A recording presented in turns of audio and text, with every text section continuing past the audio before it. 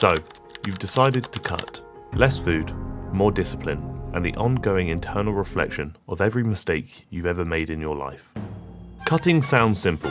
Eat less, move more, easy, but the fitness world never fails to overcomplicate. Do it wrong, and you're losing more than just fat. You're losing muscle, energy, and your will to even exist. More people are going to the gym than ever before, with an estimated 7.7% annual increase in active memberships worldwide, and no doubt, a lot of them will want to get leaner. So, to help you reach those goals, we've broken it down into 3 main categories.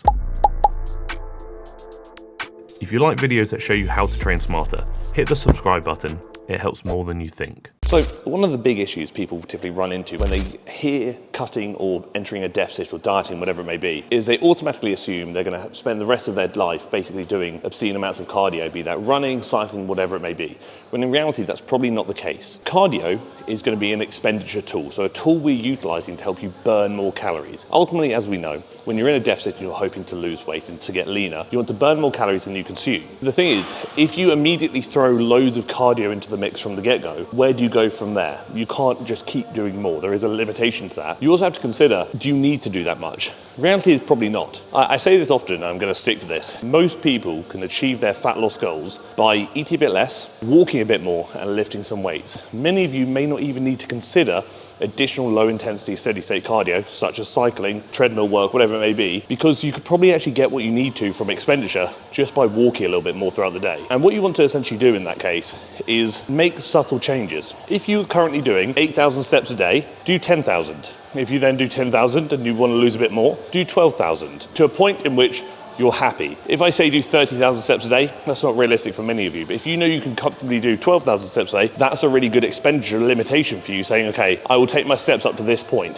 When you can no longer add steps, then we can consider cardio. Okay, well, I'm going to do my 12,000 steps a day, and I'm going to do cardio after 2 of my workouts a week. You might do 20 minutes of cardio, and once you've maxed out the result or outcome you're getting from that level of cardio, you can then increase it, maybe 20 minutes on a rest day, on 2 rest days, on all 3 rest days, things like that. You do not need to do endless hours of cardio, because in reality, it's not going to be sustainable. Quite frankly, controversial as this may sound, the human body is exceptionally efficient. What I mean by that, if I were to tell you, eat 500 calories worth of anything you enjoy, you can do so pretty quickly. I could get 500 calories down the gullet in 30 seconds. I wouldn't even think about it. But to then burn 500 calories through additional expenditure, such as cardio, you're probably going to have to be doing a fair amount. So use cardio as a tool to help you accelerate progress when things slow down, but don't throw it all in there at once.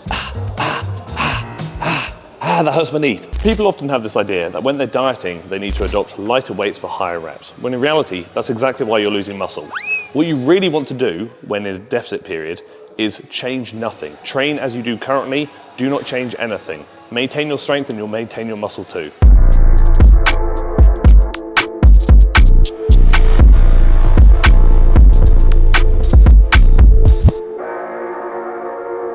The term use it or lose it comes to mind here. And ultimately, when you're dieting, that terminology very much applies to your muscle mass. If you don't use it, you will in fact lose it. When you are going high reps, lightweight, your proximity to failure is going to be a bit pants. You are not going to be training very hard. Sure, there may be a lot of lactic acid buildup occurring where you're burning a lot, which sure feels great, yeah, great pump, but if you're not training within close proximity of failure, or maybe even to failure, you're not stimulating the muscles enough to encourage them to hang around. And if they're not being stimulated enough and they're not going to hang around, guess where they're going to go? You're going to atrophy, which means you're going to lose muscle mass during your dieting period. Oftentimes you'll hear people say that they lost loads of muscle when they were dieting. And quite frankly, it's because their training probably sucked. Or, flip around, they probably didn't have as much muscle as they think they did to begin with. But that's another point for another video. When people are in a surplus or a massing period or bulking, for example, they're always in building mode. They're training to build, to get bigger, to get stronger, all that good stuff. Fantastic.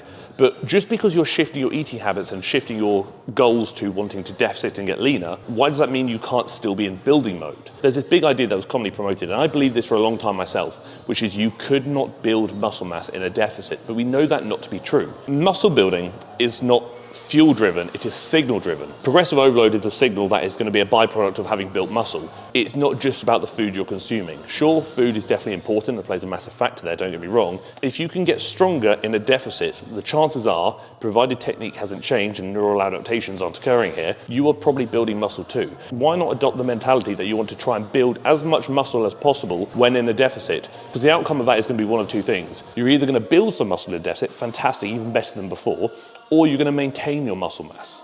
You're not going to lose it, and that's what we want to try and avoid. Is the best way to maintain your muscle mass is to maintain your strength when in a deficit period. But how can you maintain your strength if you change your training so drastically you can't compare where you were before to where you are now? Do not waste your time believing what many people will promote online, which is you must train a certain way in a deficit. Your training does not need to change. If anything, I would actually argue if it had to change in some capacity, I may even consider doing less volume in a deficit, because maintaining muscle mass is really easy. Building muscle is a lot harder. And when you are in a deficit and you have less energy, likelihood is recovery may be slightly impacted. And if recovery is being impacted, you might want to reduce volume slightly to then allow better recovery between sessions, less fatigue, which then also means more output and potentially more growth or even maintenance of muscle during that period. And if you don't believe me, and instead choosing to believe a famous TikTok booty builder influencer with 5 million followers who have built their following by promoting nonsense and misinformation online, then that's absolutely fine. I respect your decision. You're going to be the one losing muscle mass during this deficit period, not me. If anything, what I riddle you is this: try it. I dare you to try what I'm saying, maintain your strength, or even try and get stronger during a deficit period, and tell me what happens. Because I can assure you, if you do it properly, you program well and eat accordingly, you won't lose muscle. In fact, you'll probably even gain muscle in the process, in which case I say, you're welcome. So, right, here we go, nutrition. We're in a kitchen now. Shocking, my kitchen, wild behind the scenes here. The big thing that a lot of people struggle with when it comes to losing weight, quite frankly, is nutrition. Training is pretty easy, pretty fun if you ask me. Cardio is just boring, but it's tolerable. The food is where a lot of people have problems, because food is tricky. Temptations, cravings, and quite frankly, actually one of the biggest issues people face is not knowing where to start, or actually having a poor understanding of what they should do. We always have this idea when going into a weight loss period that you must eat like a bodybuilder, like a bro. Chicken, broccoli and rice 6 times a day. No, you don't, and I'm going to explain that briefly. To be frank with you, you need to take this back to the basics and simplify things as much as you can. Firstly, identify how much you need to eat. And a really quick, simple way of doing so is go on a TDEE calculator. I think there is literally a website called tdeecalculator.net or something. Go on that, put in your stats, and it will give you a rough idea of where your calories should be. And again, use this as a starting point and basically follow those calories or a rough calorie guidance surrounding that to begin with. If your weight isn't moving, eat less or move more, or do both, and use that as a kind of a base point before you then trial and error your way to figure out where your deficit is. So then when you look at the calories, you think about, well, how do I make up those calories? Calories are made up of macronutrients.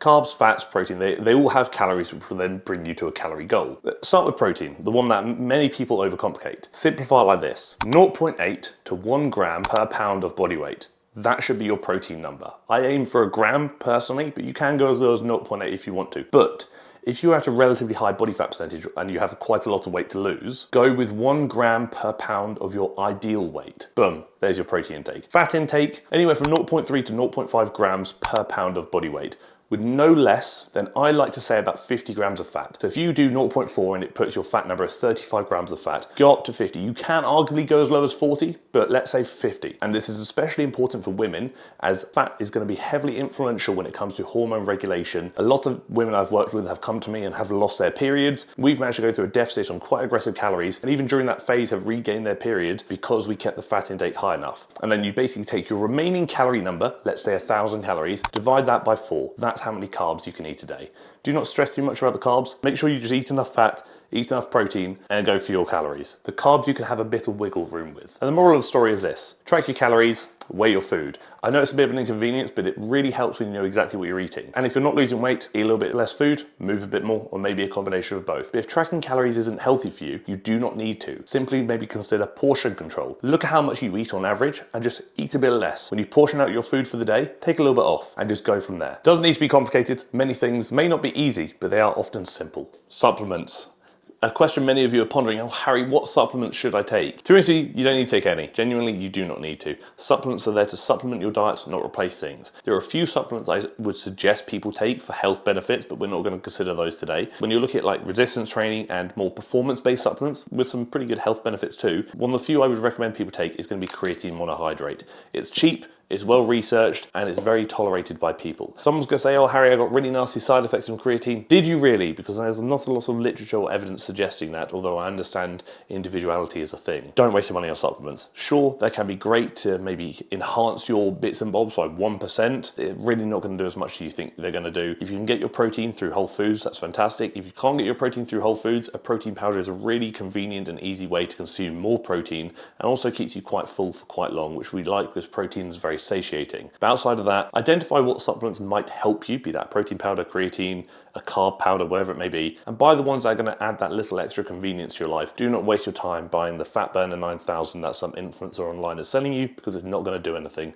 Drink a coffee, go for a poo. A term that floats around online a lot, which is what is the best natty stack or natural stack for a natural or non-enhanced lifter? There's a lot of glitzy information about this. I'm going to present mine. I would really simplify it with creatine, protein, that's it. Sure, taking other supplements may provide additional benefits, so maybe things like L-carnitine and whatnot. Sure, you can if you want to, but the majority of people watching this video probably do not need to consider more performance-based supplements outside of protein and creatine. Eat a proper diet, smash your macros, smash your training, get your protein in, have some creatine, you're probably gonna be okay. Sadly, as much as we like to think this is the case, no supplement will save a really crap program, no supplement will save a really inconsistent and crap diet too.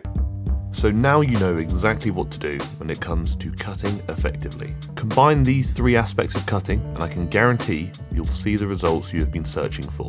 So with that, thank you for tolerating me, thank you for tolerating my waffle about cutting, and thank you for tolerating the video. And of course, if you're still unsure, do not worry. TFNL coaching is linked down below in the description, and maybe even the comment section too.